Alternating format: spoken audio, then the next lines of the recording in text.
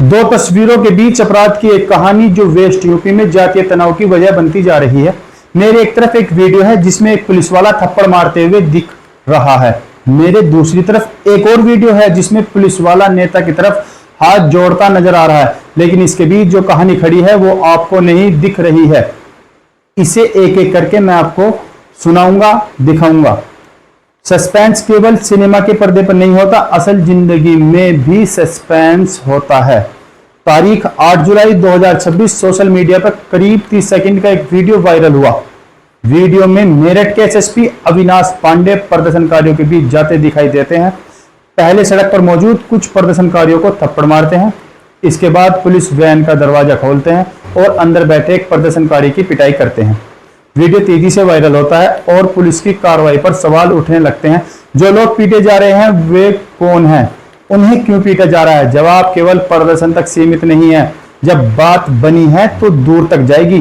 30 second का video और उसका किरदार छोटी मोटी कहानी नहीं है, ये एक बहुत बड़ा कहानी का छोटा सा हिस्सा है। ये पूरा मामला शुरू होता है करीब 2.5 साल पहले। आप स्क्रीन पर एक एफआईआर की कॉपी देख रहे होंगे जिसमें इस कहानी के कई किरदार दर्ज हैं। धीरे धीरे उनकी पहचान होगी। एक जुर्म दिखेगा जो राजनीति के दरवाजे पर दस्तक दे रहा है। 2020 हाथरस दलित महिला कांड की याद दिला रहा है। 16 मई 2026 यूपी में मेरठ का टीपी नगर थाना गुमशुदगी की एक शिकायत दर्ज हुई। शिकायत करने वाले का नाम वीर प्रकाश, गुमशुदा होने वाली थी उनकी बेटी नाम ललिता।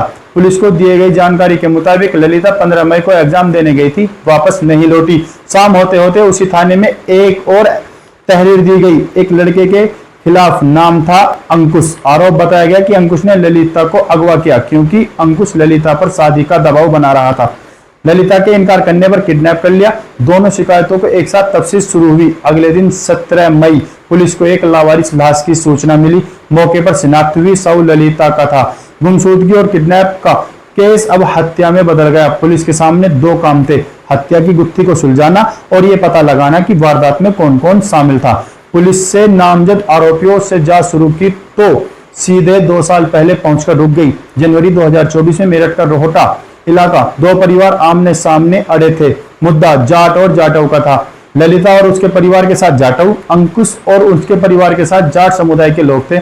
ललिता के परिवार का दावा था कि अंकुश ललिता को देहरादून ले गया। इसके लिए उसने अपने दोस्त हनी शर्मा से उसने किराए की गाड़ी ली। विवाद बढ़ा लेकिन सहमति नहीं बनी। पुलिस सूत्रों के मुताबिक अंकुश के भाई अंकित और उसके दोस्त हनी शर्मा दोनों ने दोनों पक्षों के बीच समझौता कराया। इन समझौते के चश्मदीद पूर्व ग्राम प्रधान और गांव के लोग भी थे। जांच में शामिल पुलिस सूत्रों का दावा है कि विवाद उस समय ठंडा हो गया था।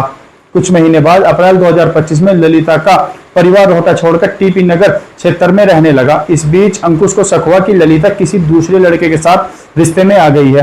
अंकुश को बुरा लगा, ललिता को मिलने के लिए बुलाया। उसी के बाद ललिता की गुमशुदगी और हत्या की बात सामने आई। ललिता का शव मिलने के बाद पुलिस की जांच सीधे अंकुश तक पहुंची।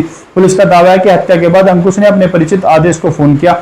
आदेश घटनास्थल पर पहुंचा, अंकुश को वहां से ले गया और सबूत छिपाने में उसकी मदद की। इसी आधार पर पुलिस ने आदेश के खिलाफ बीएनएस की धारा 238, 239 और 249 के तहत कार्रवाई की। जांच आगे बढ़ी तो अंकुश के बड़े भाई अंकित की भूमिका भी सामने आई। पुलिस का आरोप है कि उसने हत्या के आरोपी को शरण दी और साक्ष्य छुपाने में मदद की। इस आधार पर अंकित के खिलाफ बीएनएस की धारा 238, 249 और 239 और SC/ST एक्ट की धारा 3 सेक्शन 2(5)(a) लगाई गई। लेकिन जांच में एक नाम ऐसा भी था जिसमें शुरू में शक गया, लेकिन पुलिस ने उसे जांच से अलग कर दिया। ये नाम था हनी शर्मा का। पुलिस का कहना है कि घटना वाले दिन हनी शर्मा अपने परिवार के साथ केदारनाथ यात्रा पर गया था। टोल प्लाजा की फुटेज, CDR मतलब कॉल डिटेल रिकॉर्डिंग, चश्मदीदों के बयान, फोटो वीडियो के आधार पर पुलिस ने उसकी लोकेशन की पुष्टि न होने का दावा किया। इसी बीच ललिता की PM रिपोर्ट यानी पोस्टमार्टम रिपोर्ट के बारे में सूचना मिली। रिपोर्ट में रेप की पुष्टि नहीं हुई, एसिड अटैक भी नहीं हुआ।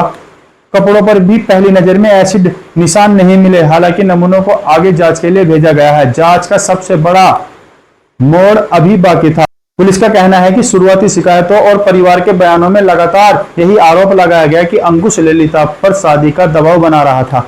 लेकिन बाद में वरिष्ठ अधिकारियों के सामने अलग ही तर्क रखा गया कि पीड़ित खुद शादी करना चाहती थी। अंकुश ने उसके जाटव होने की वजह से शादी से इनकार कर दिया। इसी वजह से अंकुश ने ललिता की हत्या कर दी।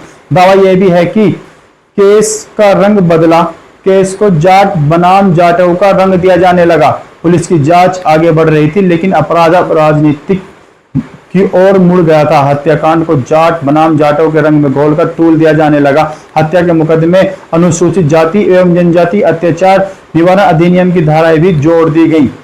पश्चिम यूपी में वहां की राजनीति में जाट और जाटव बहुत संवेदनशील होता है।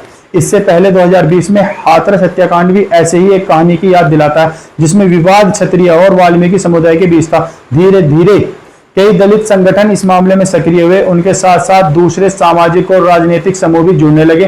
पुलिस की जांच पर भी सवाल उठने लगे। आरोप लगाया गया कि हत्या में शामिल सभी लोगों पर कार्रवाई नहीं की जा रही है। खासकर अंकुश के दोस्त हनी शर्मा को 8 जुलाई 2026 की सुबह मेरठ कमिश्नरेट के बाहर बड़ी संख्या में लोग जुटे। ललिता हत्याकांड की फिर जांच शुरू हो, पुलिस हनी शर्मा को भी अरेस्ट करे। प्रदर्शनकारियों का आरोप है कि पुलिस जातिगत भेदभाव कर रही है।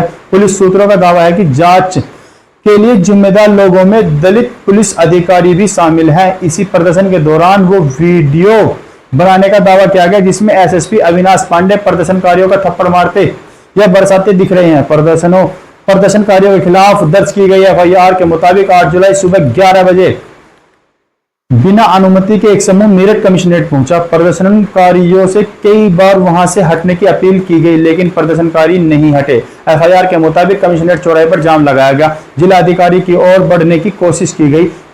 पुलिस और प्रदर्शनकारियों के बीच धक्का मुक्की हुई। एफआईआर कहती है कि प्रदर्शनकारियों ने महिला पुलिसकर्मियों की गरिमा के खिलाफ काम किया। महिला एएसआई सदमे में बेहोश हो गई, जवान घायल हुए। एसएसपी अविनाश पांडे का दावा है कि प्रदर्शन का आयोजन रवि गौतम और दिग्विजय भाटी ने किया।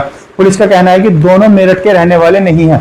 पुलिस के मुताबिक रवि गौतम ने आत्मदाह की भी कोशिश की। पुलिस ने यह भी दावा किया कि रवि गौतम के खिलाफ पहले कई आपराधिक मुकदमे दर्ज हैं। दिग्विजय भाटी के खिलाफ कई मामले हैं। इसके अलावा गुंडा एक्ट के तहत कार्रवाई भी शुरू की जा चुकी है। पुलिस का कहना है कि दिग्विजय भाटी मौके से फरार हो गए, जबकि 7 लोगों को गिरफ्तार कर लिया गया। 10 जुलाई को इसी केस से जुड़ा एक और वीडियो वायरल हुआ, जिसमें पुलिस के अधिकारी हाथ जोड़े नजर आ रहे थे। उनके सामने नगीना सीट से सांसद चंद्रशेखर आजाद खड़े थे। चंद्रशेखर पूछ रहे थे कि गाड़ियों को आगे क्यों नहीं जाने दिया जा रहा है। पुलिस का जवाब था, ऊपर से आदेश है। पहले एसएसपी का थप्पड़ कांड और अब हाथ जोड़ते पुलिस अधिकारी। चंद्रशेखर ललिता के परिवार से मिलने आए थे, लेकिन उन्हें सिवाय टोल प्लाजा पर रोक लिया गया। इससे पहले उन्हें मुजफ्फरनगर के रुहाना टोल प्लाजा पर भी रोका गया था। यूपी में चुनाव है।